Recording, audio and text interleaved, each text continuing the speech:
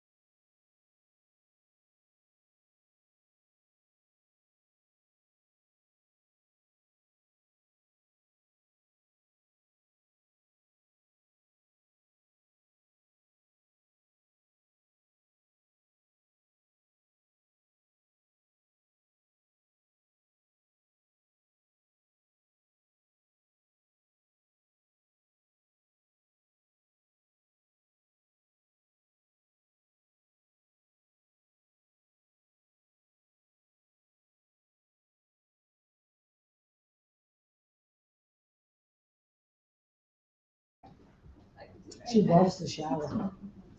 I hate it when she comes over. Ours avoid it like the plague. Oh, my Like, God. no, And mine's a hair, she's a hair dog. She Yeah. always has to get, groomed, yeah. every 2 weeks she needs a bath. Like, she sort of gets stinky nails when she goes to camp on Thursday, she'll get a bath. Cause she, Big dogs you have to keep clean because they're in people's face. well, Little ones, you know, ankles, who knows, but. she's a hair dog, so she Yeah, that's doesn't. mine too. Welcome, everyone. Yay! So thank you all for coming out, especially this first really cold day. Does anyone like the cold day? No. Yes. Oh, love it now. Well, there was a beautiful rainbow earlier when it was That's beautiful. raining and the sun was shining. That That was was her nice. sign. That was nice. Yeah. There was some- Okay, so I'm Lorraine Montalbato. I am the founder and co-chair of ACAP in Bergen County. For those of you who don't know, we are a nonprofit. We are national, and our mission is to be a resource to the adult children of aging parents, or or just to yourself, so you may learn for your future what you might need to know, to provide you education, and to provide you a sense of community that you know you're not going through this by yourself. You know, I have a wonderful leadership team of 10 other professionals that put on these programs with me. So you can always call us, any of us, and we are happy to point you in the right direction if we can't help you. Look, all of our information is handily here on the back of this flyer. Thank you, Laura. And then I want to say thank you to our wonderful sponsors who financially make this possible so we can have this free to everyone. So we have a great program tonight, but first I just want to introduce, we have 2 sponsors here that's going to tell us a little bit about their business and how they can help you. So Linda, and Linda Chimman Pollock of North Jersey Home Maintenance. That's me. So we're a full-service home maintenance and management company. Oh, I feel very sorry, George. I'll start again. We are a full-service home maintenance and management company. I'm a certified aging in place specialist as well as a certified living in place professional. What that means is I work with seniors and individuals with disabilities to assess and modify your home so you can actually stay there safely. To give you some examples, we add grab bars, handrails, stair lifts. We modify bathrooms. So we take out tubs, put in roll-in or walk-in showers, and all the great things that you need. We also do a lot of smart technology. So if you have a family member that has dementia or other disabilities, we work with putting in smart technology so that they and their family members can have peace of mind to know that they're safe. We, as far as our maintenance company, we have a full-time handyman on staff, and we offer a preventative maintenance program with 4 visits a year. And for anybody 75 and over, we have a program called Peace of Mind, where they can do 2 visits a year. There's a checklist of items to get done in the house each visit. So if you need any further information, just give me a call. These flyers will be up there, and thank you for coming. Thank you, Linda. We appreciate that. What's your full name again? Linda Chinman Pollock. Okay, and then we have Gare's concierge here, and we have George. I think he's going to come up and say a word about it. George, George, maybe 2 words. George. It's George and Christine. Christine. Yeah, so thanks for coming tonight. I'm George from Garris Senior Concierge. My wife Christine and I started the business.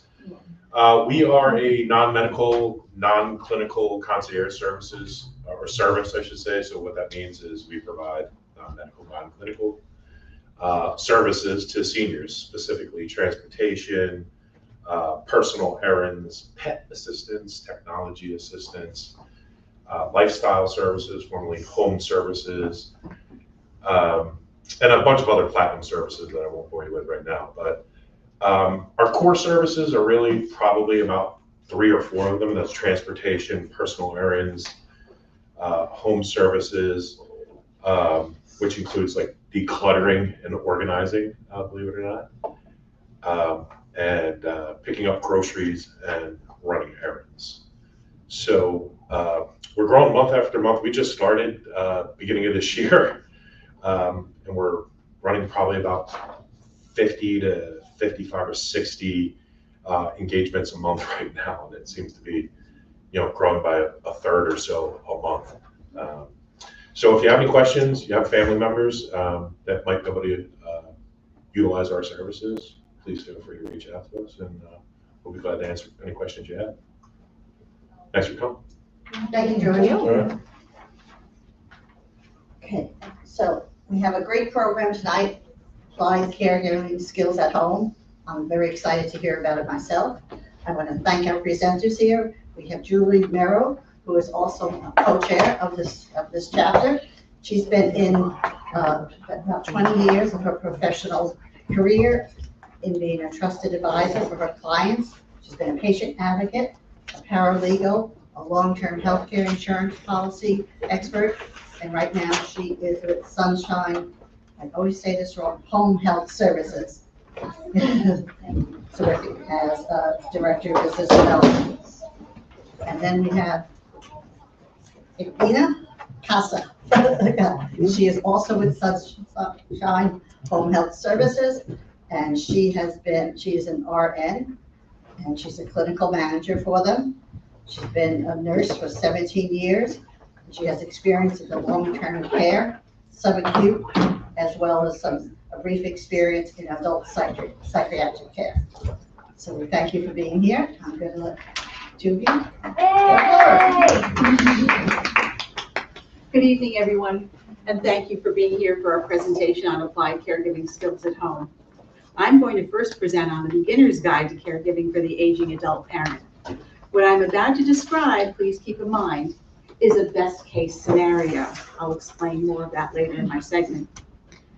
There may come a time when you may notice changes in your adult parent, their behaviors, their health, or current living situation at home.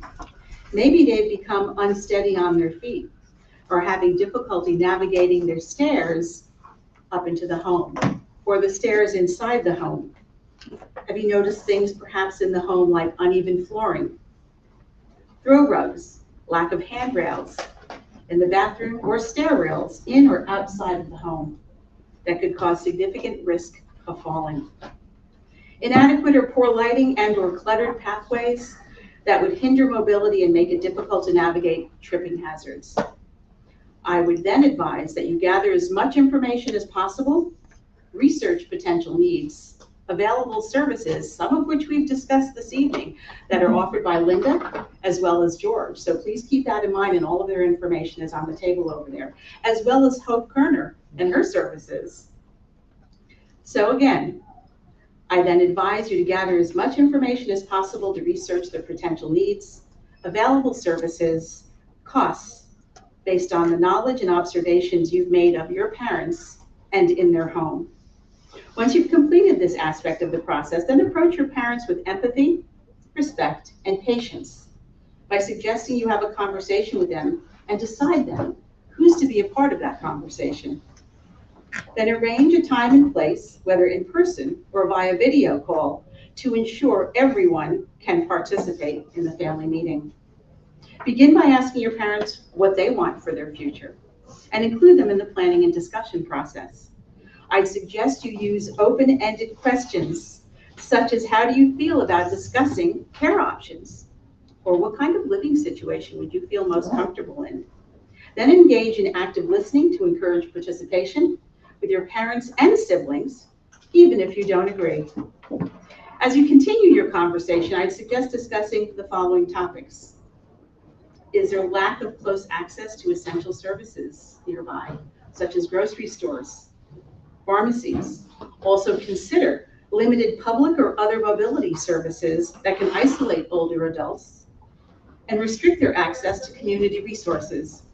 Have you determined whether or not your parent or parents are still able to drive their cars safely? Sadly, we don't have David here this evening to address that, but it's certainly something to consider. Cost can most certainly be a major environmental barrier, making essential home modifications and general housing affordability a huge challenge for many older adults. In addition to identifying environmental barriers to your parents aging in place, let's now determine the potential needs for physical, visual, auditory, cognitive, and emotional supports.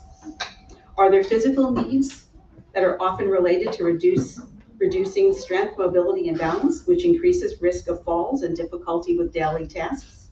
Are safety modifications needed, like installing grab bars in the bathrooms and hallways, adding handrails on both sides of staircases, and using non-slip mats in tubs and showers?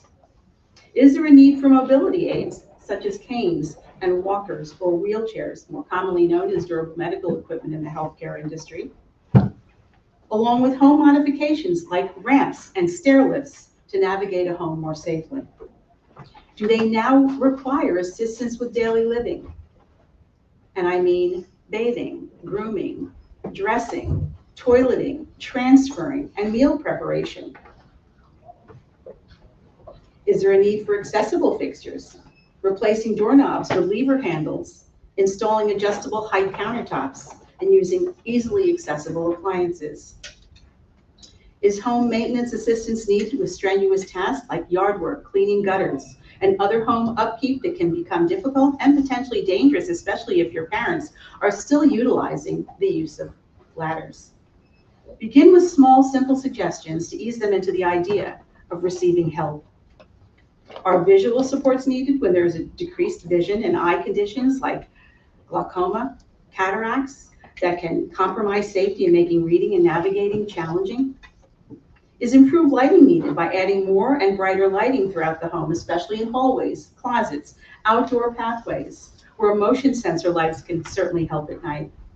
Consider the use of assistive technology, as Linda had mentioned earlier, something that she specializes in, such as using magnifiers, screen readers, and text enlarging software on computers and mobile devices. Clearing pathways to ensure wider, unobstructed pathways throughout the home to accommodate changes in spatial awareness. Auditory supports may be needed due to hearing loss that can create safety risks by preventing an individual from hearing alarms, doorbells, or phones, and can contribute to social isolation. The suggested supports would be hearing aids, wearing and properly maintaining them to improve communication and safety. Alerting devices, visual alerts, as in flashing lights or vibrating functions for doorbells, smoke detectors, and alarm clocks. Improved communication, strategies for caregivers and family to speak slowly and clearly while facing the person and reduce background noise during conversations. Personal pendants, wearing life alert pendants, whether they be around your neck or around your wrist, can be very helpful in the event of a fall. I know many people recently who did not have either one and now have suffered strokes and permanent paralysis on their sides, have now severe aphasia because no one was able to find them for 3 days. Cognitive supports will be needed for age-related cognitive conditions that can affect memory, decision-making, and the ability to manage daily tasks, especially for those with dementia. Suggested cognitive supports, routine and structure by maintaining a consistent daily routine, has a tendency to minimize confusion. Memory aids, such as labeling items around the house, using medication dispensers and reminders, which you'll hear a lot more about from my colleague Evelina Kasai very shortly. Engagement activities such as puzzles, hobbies, reading, and learning new skills. Smart home technology, getting back to Linda, by using voice-activated assistants to set reminders, make calls, and control appliances hands-free. Caregiver coordination by using apps or services to help family members coordinate appointments and caregiving tasks. Emotional supports that are centered on combining loneliness and anxiety while maintaining a sense of purpose and independence. Here are some other suggestions. Social connections. I highly recommend scheduling, I should say, or planning regular visits with family members, phone calls, video chats with family and friends to combat isolation, support groups for specific illnesses or community programs at senior centers. Purpose and engagement by encouraging hobbies, volunteering, and intergenerational, I should say, activities to foster a sense of purpose and contribution. Professional counseling by having access to therapy to help manage feelings of loss, anxiety, or depression that can accompany aging, another topic that my colleague Evelina will discuss with you shortly. Respecting autonomy, that is so critically important. Involving the older adult in discussions about their care and daily life to help them feel empowered and in control is so critical. Provides hands-on care, or I should say provide hands-on care and know when to ask for help. To provide hands-on care for an aging parent, always focus on promoting their independence, as I said before, by giving choices and supervision rather than doing tasks for them, and adapt their living space to be safer. Hands-on strategies, again, promote independence, encourage activity, ensure proper nutrition and manage medications that Evelina will go into as well. The key is to create a safe environment. Involve your parent. Know when to ask for help when you're overwhelmed and the types of help available. Home health aides, adult daycare programs, respite care, geriatric care managers, support groups, and therapists. Present facts by using information gathered from their doctors or service providers to illustrate your parents' current situation. Emphasize that the goal is to work together as a family. If your parents are resistant, begin with small, simple suggestions to ease them into the idea of receiving help. After the conversation, collaborate as a team. Share updates, set clear boundaries, and seek professional guidance to ensure the best care for your parents. I now defer to Evelina Casani.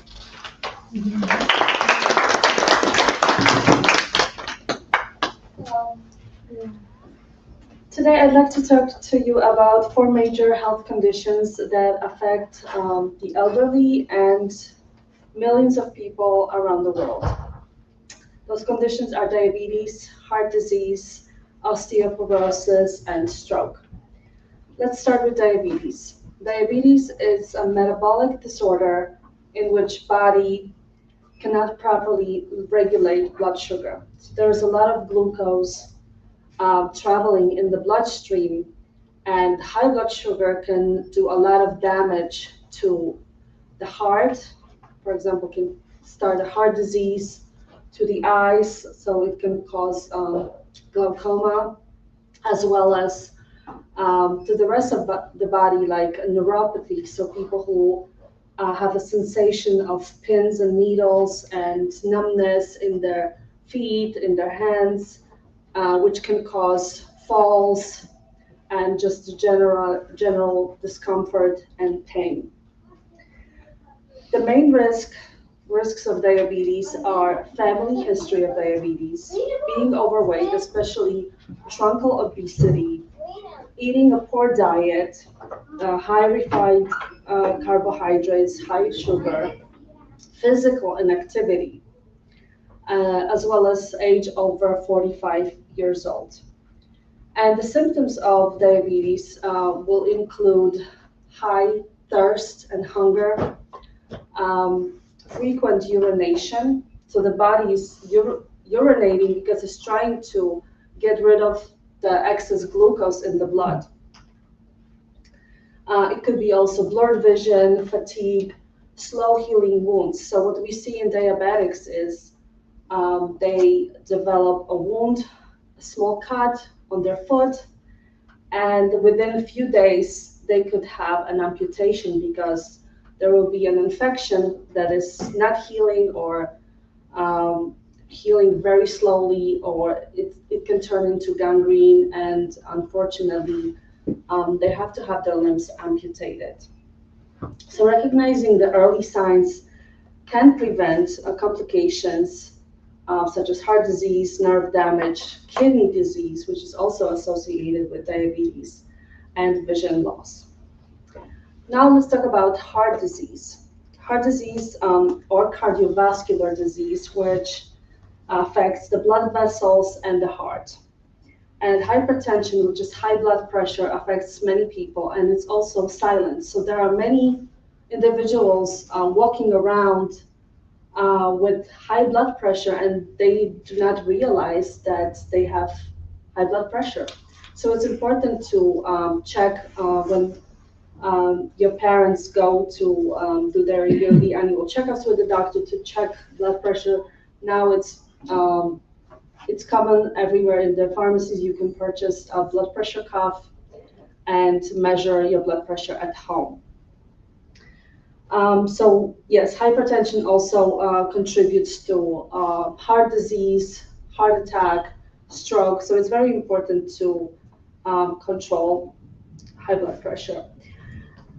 Risks for heart disease include high blood pressure, high cholesterol, history of smoking, again, obesity, diabetes, and lack of exercise, lack of physical activity, as well as stress and family history of heart disease plays a role. When it comes to symptoms, the symptoms of a heart attack are different, can be different for men and women. They can include chest pains, chest discomfort, but some patients reported feeling of indigestion or heartburn. The severe symptoms would be shortness of breath and pain radiating to the arm or jaw, or sometimes even the back. This is an emergency situation which has to be addressed as soon as possible in the emergency room. So heart disease remains one of the leading causes of death, and it's also preventable. So the sooner it's treated, the sooner the person is on blood pressure medication and implements lifestyle changes, the sooner it can be prevented. Next subject I want to talk about is osteoporosis, because it affects so many patients that I see in home care. The hip fractures that I see often with our female patients. Osteoporosis is a condition where bones become weak and brittle, and there's a loss of bone tissue or less of a bone density. The risk factors are females, postmenopausal females, older age, family history, low vitamin D and calcium, also sedentary lifestyle, and low body weight.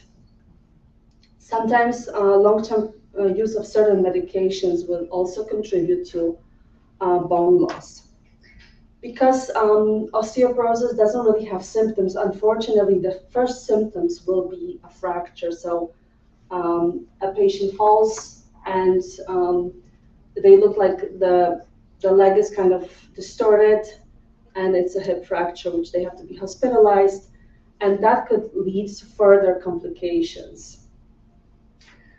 Some signs and symptoms could be a loss of height, so you're losing the bone density, so the vertebrae get smaller. It could be a stoop posture, hunchback, also back pain.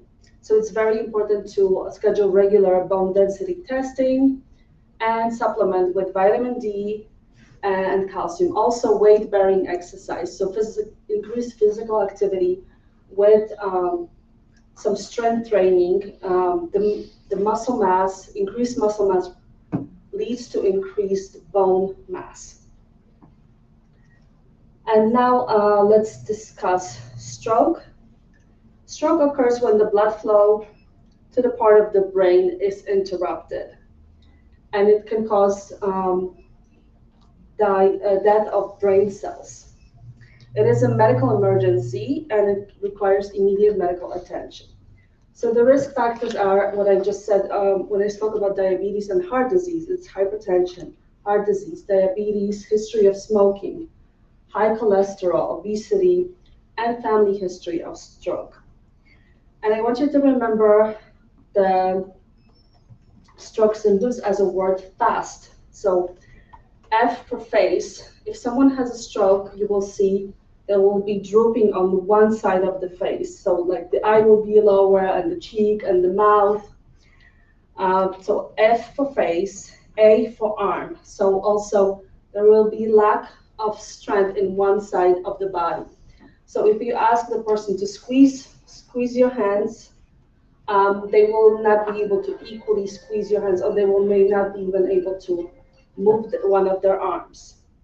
S for speech.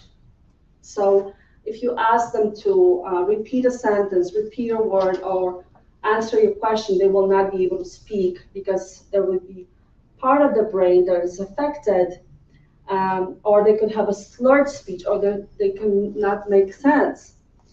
And T for time. Time is of the essence. You have to call 911 immediately, and you have to get them to the emergency room as soon as possible, because the sooner the symptoms are addressed, the sooner they can recover or not be as much affected from stroke.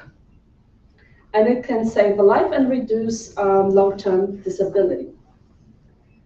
So the resources to become more informed and to become a health advocate for your parents is American Heart Association, American Diabetes Association, National Osteoporosis Foundation, and American Stroke Association. And of course, frequent checkups with their primary care physician. Make sure that it's always scheduled on their calendar. They do have at least once a year checkup.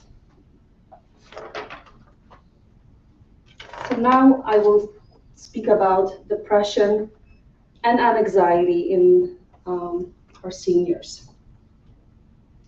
As people age, we focus on their physical health, but we may overlook their mental health. Depression and anxiety are very common, and they can be debilitating to the elderly, to your parents. So let's start with depression. It's a lot more than just feeling sad for a few days. It's a persistent sense of hopelessness, of emptiness, of sadness. They lose interest in things they used to enjoy. They don't want to take part in family events. They can isolate. They can be fatigued. They can have lack of energy. There's so many symptoms. There's no really one rule, but you can notice they don't really enjoy activities. They can isolate. They don't want to socialize. They could have trouble sleeping, a difficulty focusing or making decisions.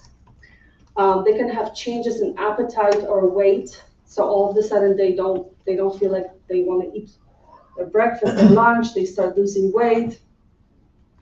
And they might not feel comfortable talking about it. They might not want to express this. So it's very important to address this as soon as possible, and to get them to their primary care physician, or if it's something more severe, to a psychiatrist. So let's look at anxiety. It's a constant feeling of worry, fear, nervousness, and it can be related to health, finances, or safety. And it could be chronic, right? And again, it can manifest as someone wanting to isolate. They cannot focus. They can't participate in activities they used to participate because they feel the feeling of restlessness or some kind of inner trembling, sweating. They could have trouble sleeping. They could avoid certain activities or situations again. So it's also, they could be either isolating, or they could also be seeking attention. So if they could be calling you constantly, asking repetitive questions, or not wanting to stay alone, they may want to look for excuses for their family members to constantly be around them. So again, this can be treated. It could be addressed with the doctor. Also, you could establish a schedule, regular schedule routine, like I will call you every 3 times a week, or every Sunday we will do a video call if you don't live near your parents, or we will go to the park, or we will go to some kind of event together. Also, I always recommend, in this case, certified and licensed home health aides are a lot of help. I've seen in home care that some people don't want to eat their meals alone, so they want to have someone with them, and it helps them. So a licensed certified home health aide who is aligned with licensed and accredited home care agency brings a lot of help. And once they get their aid, they can't imagine their life otherwise. They are happy when somebody is with them. Also, daycare programs for seniors are great, something to look forward. Once they participate, a lot of them enjoy that. But having established routine, like making sure that you will call them when they expect, or every Sunday we will do something, or every Sunday we'll have lunch together. It's very reassuring to them. So depression and anxiety are not normal part of aging. They are medical conditions, and they can be treated. And now on to managing medications. Relationship between mismedication, medication errors, and non-compliance. So I want you to imagine that your parent is on several medications. So they have medications for diabetes, medication for hypertension, arthritis, cholesterol, and let's say they have also insulin pen. And now they wake up in the morning, and on their table the bottles of medications, they all look the same from the pharmacy. And now maybe their eyesight is not good, so they cannot read the names. Even if they can read the names are just words they don't know, they can't pronounce. It's atorvastatin, and it's amlodipine, and it's cyclobenzaprine, and to them it's just something like a foreign language. So some of these medications have to be taken in the morning, and some of these medications have to be taken in the evening. And there's an insulin pen that has to be dialed, has to be injected, and that's in the fridge, and that's at night. It can be very confusing. It can be very intimidating to them. Now imagine that during the week, now they developed an infection, they are coughing, and they go to the doctor, and the doctor will prescribe them a cough syrup and an antibiotic. So there's extra medications now they have to take. So now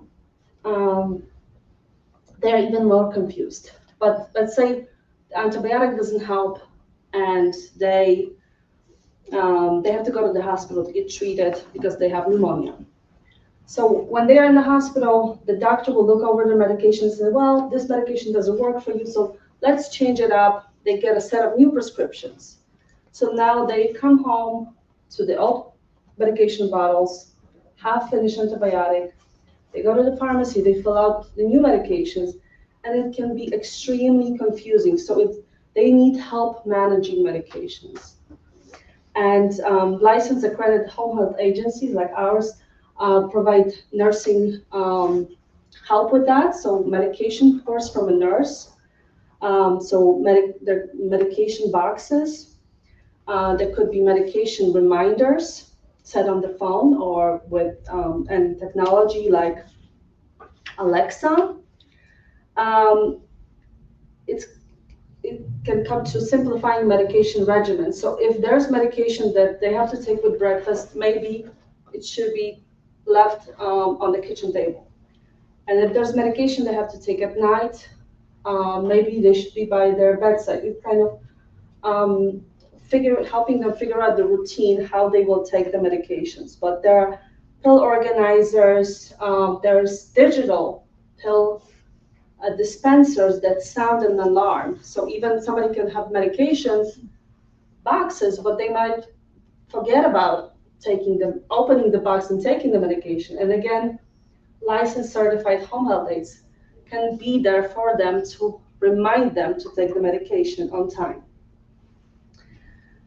Blister packs. So there could be pharmacies that mail the medication in a blister pack for the whole month, and it's very clear for every date they have their medication. It says AM, PM, when to take it exactly.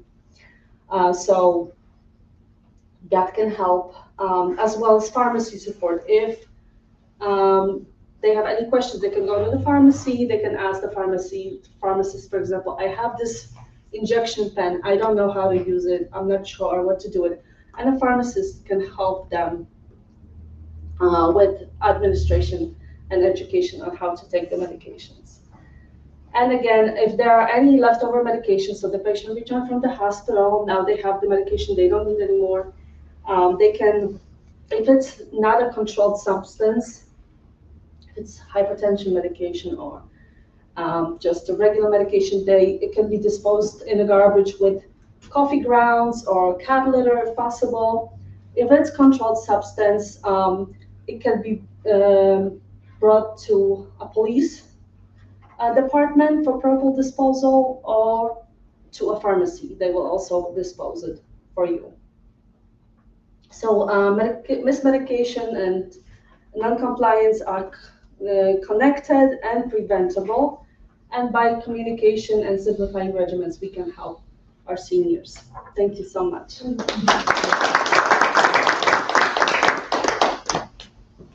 Okay, back to that conversation we were having with mom and dad.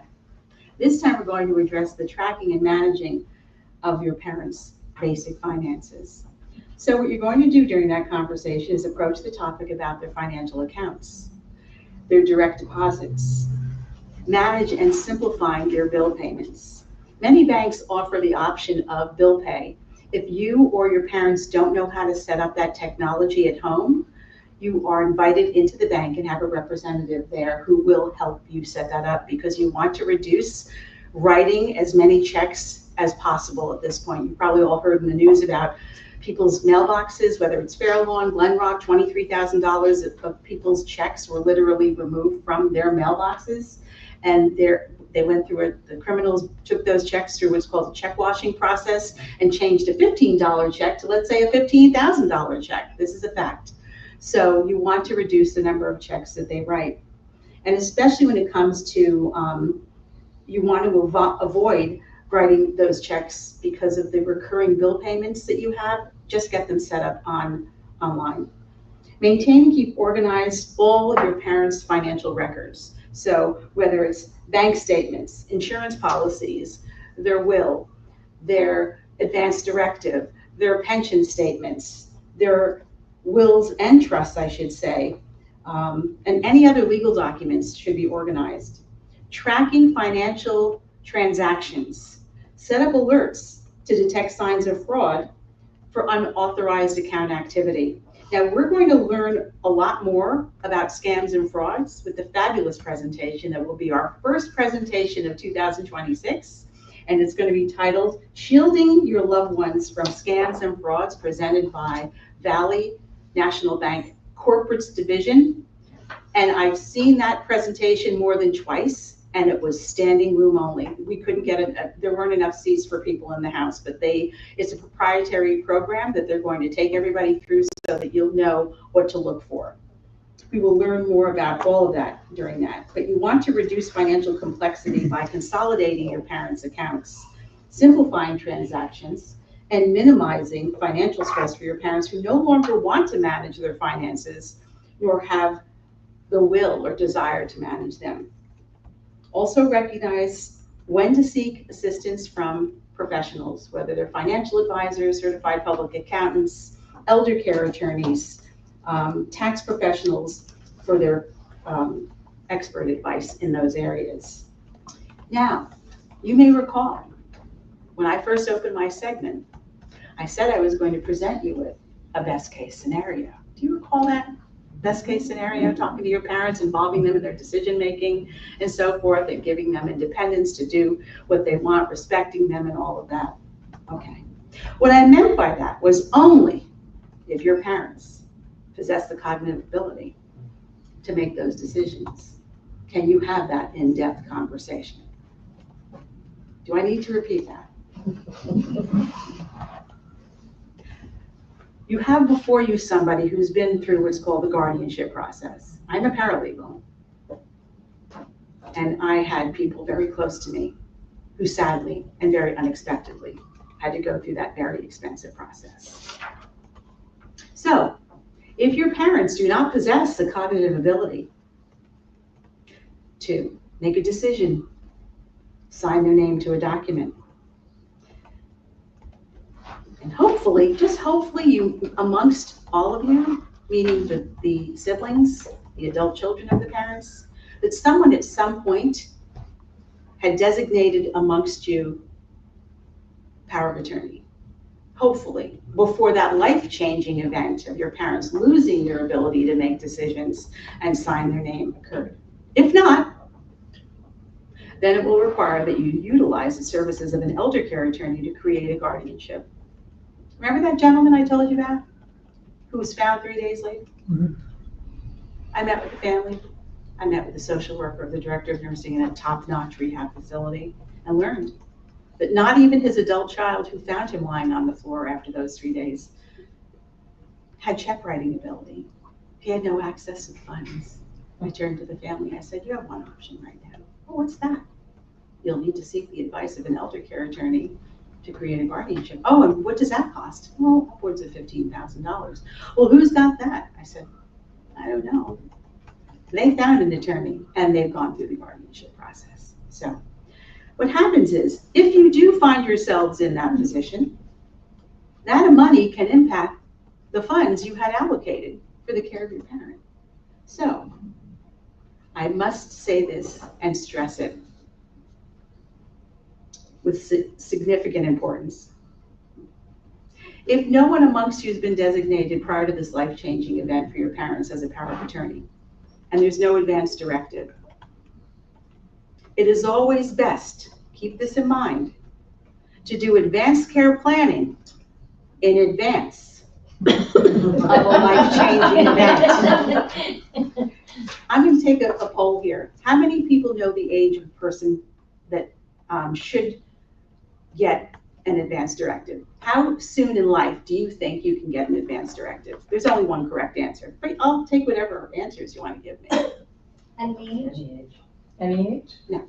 18. Correct. Oh, 18. Do you know why that is? They're of legal age. And if you're like me and you've paid for 3 kids to go to college and they get hurt halfway across the country, and you want to call and talk to them, they're happy to take your money. You know those checks you write for the tuition? Happy to take your money. But unless your child has given you written permission on a document signed by them at the college without an advance directive, permission to speak to you, they won't speak to you. You have to make a move with them. Right? Yep.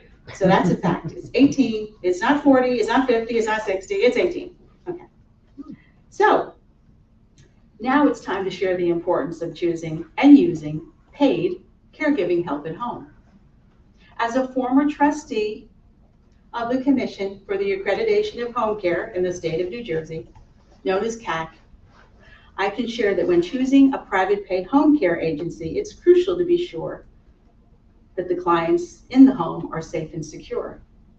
I would always advocate utilizing the service of a licensed and accredited home care agency in the state of New Jersey, where caregivers are licensed, have gone through rigorous background checks and training, of course, where they're licensed, bonded, and insured, are covered by 24/7 nursing by law. New Jersey is one of the toughest states in the country when it comes to the care of seniors, just so you know. Because there's not only 24/7 nursing oversight that's required, but it also gives you peace of mind knowing that those are in place. Okay. Furthermore,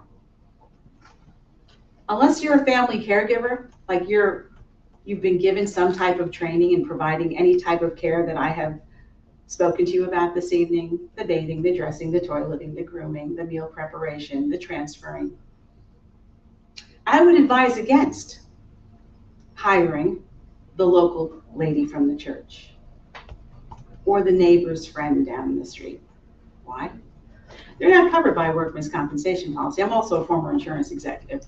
So in any case, and they're not vetted unless you've done a background check on them. They're not vetted. So if they should become injured in your home, they could sue you. So you need to take into consideration, it's like a penny wise, pound foolish kind of decision. If somebody gets injured in your home and they're not covered by a workers' compensation policy, they could sue you.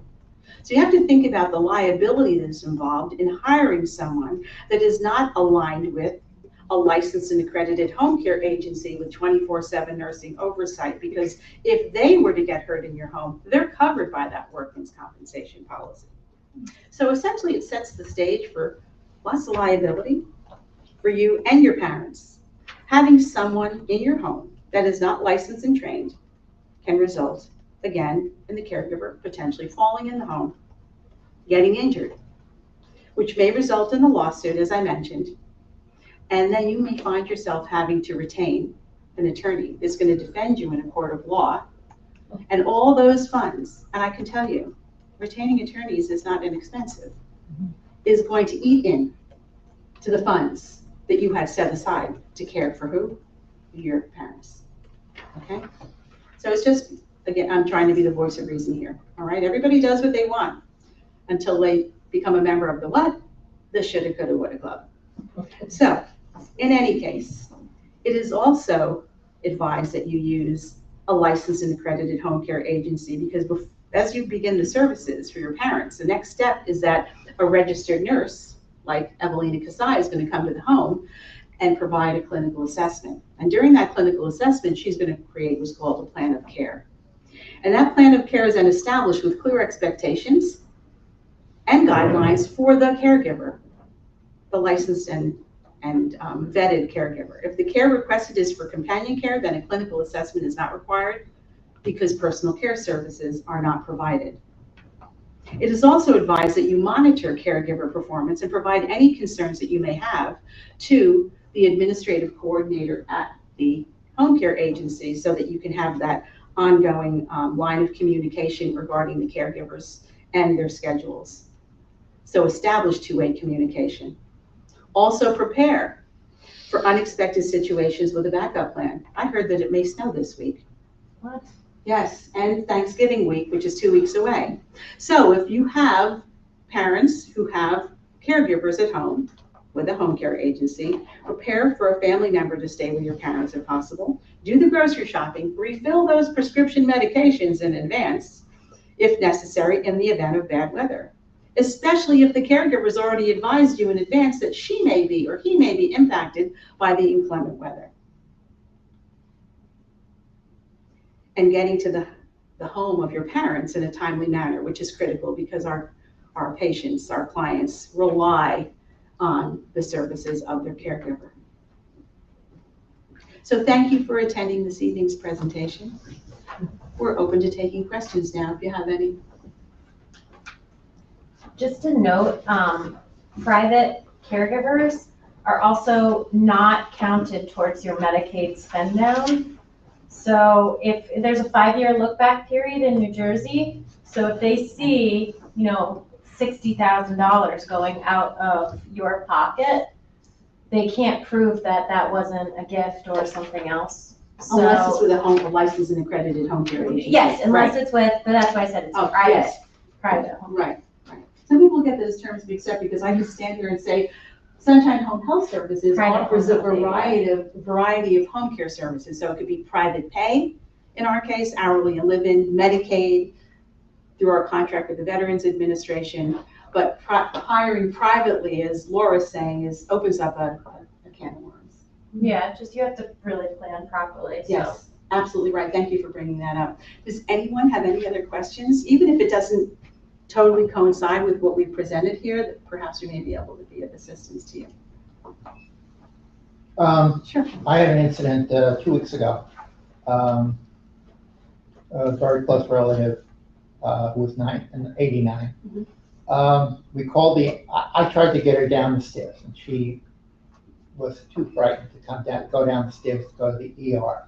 The next day we called the ambulance, and they came, and they spent the first half hour telling us that she did not need an ambulance. And he had a friggin' sense of authority. Then I informed him that her daughter had a master's in nursing and was a nurse for 40 years. And then he started to crack a little bit. But it took an hour for them to respond reluctantly to take her to the ER room. Once they were on site, you mean? Yes. Okay. But they did take her? 36 hours later, she was dead. Oh my gosh. So, it's frustrating that you have to fight to manage people who are there to supposedly help you. Right. Um, And conversely, I can share with you, and Christine and George can attest to this, you can have someone that you feel needs to be taken to the hospital for an evaluation, okay? If they refuse, you can't force them. I had that situation happen, and Christine was a witness to it. So I haven't yet processed how to inform the ambulance, the fire department / ambulance company to inform them of their shortcomings appropriately, so it doesn't happen to other people. Of course. I'm processing that. Have you consulted with an attorney? Or has the family consulted with an attorney? No, my sister is still in shock that her I'm sure. mother's dead.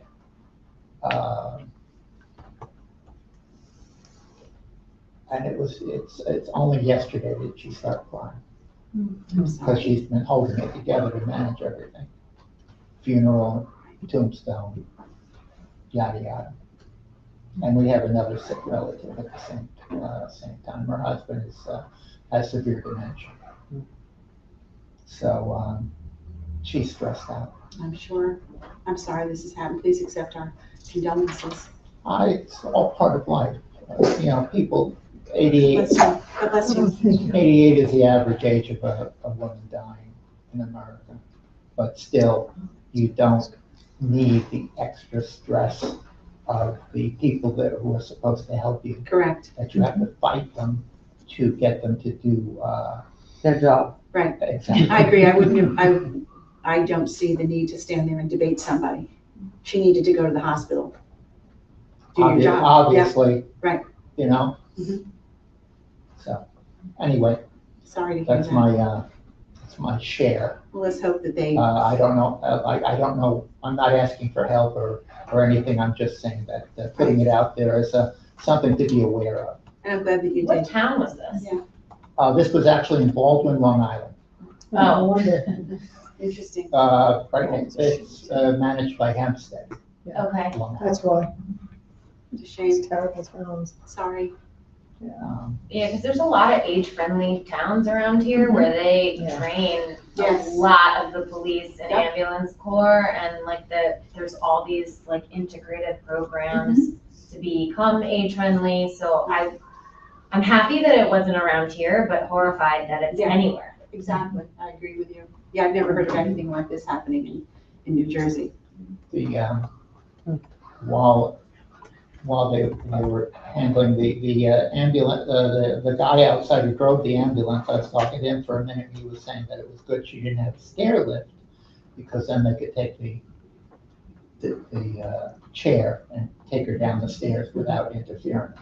They say often that's an obstruction for an older person living on the second floor. Mhm. But I'm just putting it out there. I don't know if that's the right way to look at it, but I'm just putting it out there that's what they were complaining about, that they had trouble with stair lifts being in the way of taking people out of the house. Interesting. Okay, the focus is off me. Back to other stuff. Well, thank you for sharing. Yes, son. Thank you for being here this Yes, evening. I'm so glad I made it. Sorry, I was a little late. I have a question. In my situation, my parents are still capable for the most part, but obviously being in the industry myself, I learn a lot about the more crisis situations that happen, just like Ron had mentioned. But in my case, and I'm thinking in advance, sort of planning, and they're for the most part healthy, what is the best way to start? Like, what's the first thing I should do?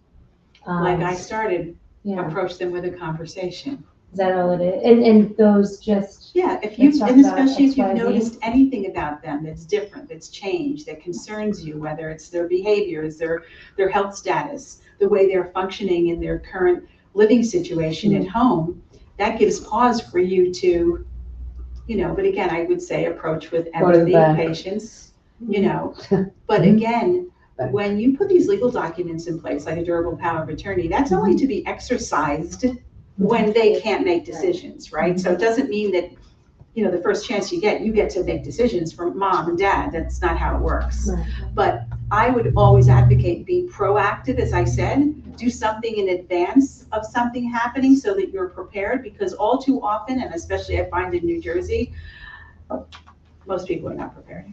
They're just not prepared. You have more people die intestate in the state of New Jersey than I think anywhere else. What do I mean by that? Without a will. So when you die without a will and you don't have anybody to leave your things to, the state gets your stuff. And you With the don't want that to holidays happen. approaching, this is a good time to really look at family members. Yes. Okay, watch how they're moving about their house, watch what, if they're getting agitated easily. This is a really good time to take observance of things going on with them. I totally agree with Linda. Or see their house, like see the insides of the house. Yes. Like what, I talk about, open the cabinets, are things falling out and, exactly. on them and is there are they clutter? tripping over rugs? Right. and, I In mentioned the that in the refrigerator, see if there's presentation. food in there. If it's Yeah. rotten, that's a Yeah. good thing. Right, exactly. Yeah. Right.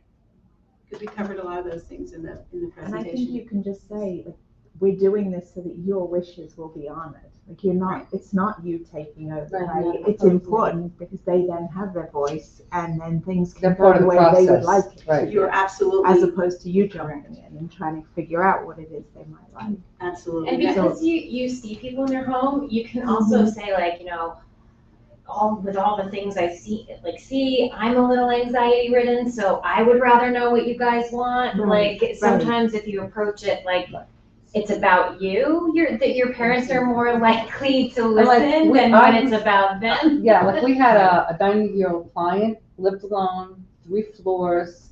I mean, he's, healthy, whatever, but nonetheless, his kids don't live near him and he wasn't wearing a pendant. And so we put in security cameras in his house and gave his kids the passwords so that they can keep checking in case he falls down the steps or on the floor or something. I mean, we felt the need to put something in place. Right.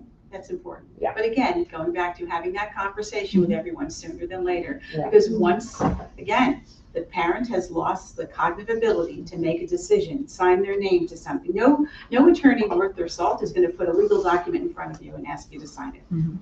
If they do, and they know that your parent has dementia, then you should run the other way, because that's not how it's supposed to work. But an advance directive is where you have the opportunity, when you have the cognitive ability to make those decisions, to decide what it is exactly you want someone to do if you should find yourself in a situation, if you're in a, God forbid, a car accident. I mean, we had an incredible presentation a month ago with Care One Harmony Village. I mean, I'm sure maybe some of you have heard or didn't know. Do you remember the Terry Schiavo case that happened here in New Jersey many years ago? There was a big debate between her husband and the parents as to whether or not to pull the plug. Yeah. Do you remember that? You don't want to find yourself in that position. You just don't. So, like I said, preparing in advance. And Linda, thank you so much. Hopefully people heard what I said and will pick up your brochures and so forth. Sorry, I have to learn the Florida core. That's okay. Are there any other questions this evening that you may have? Thank you so much. You're so very welcome. Thank you. You're so very welcome. Thank you for coming. Have a wonderful holiday season, everyone. I hope to see each and every one of you on January 12th in this room. If it's this room, maybe we need to rent out the Bergen pack, I don't know, for Valley National Bank, because it's going to be a big deal. So please register. Please register. So we have enough seats for everyone. Okay, please. Enjoy the holidays, everyone. Well, we're- Yeah, have a good night. You too. I'll even give you a nice little